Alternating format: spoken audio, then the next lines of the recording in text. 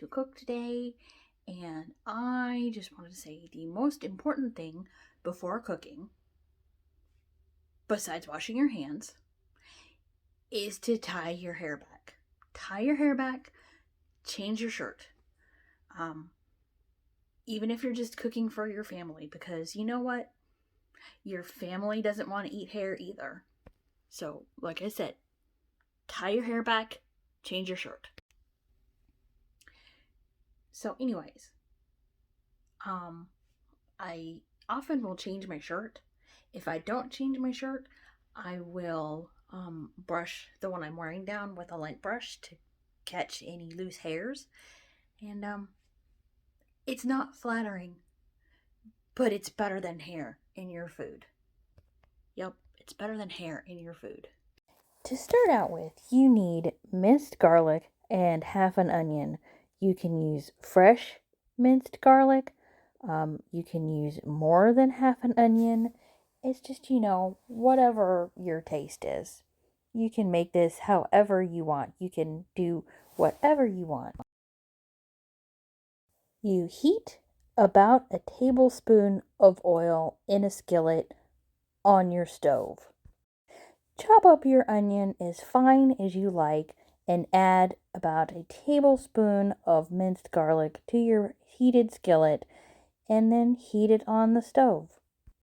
After you have browned your onions and your garlic, then you put your ground beef in the pan. I season my ground beef with onion powder, smoked paprika, and I add more granulated garlic because I love garlic. I add all of that to the ground beef, onion, and garlic mixture in the pan. And then I add about a quarter teaspoon of salt. When your ground beef has browned, and then you add 2 cups of milk. I use almond milk, but you could use cow's milk, and about 3 tablespoons of all-purpose flour.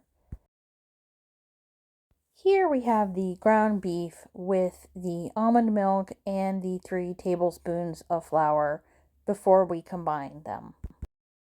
So you simmer the ground beef and the milk or milk substitute and the flour all together until you have a nice gravy. When it comes to biscuits, this is the cookbook I use.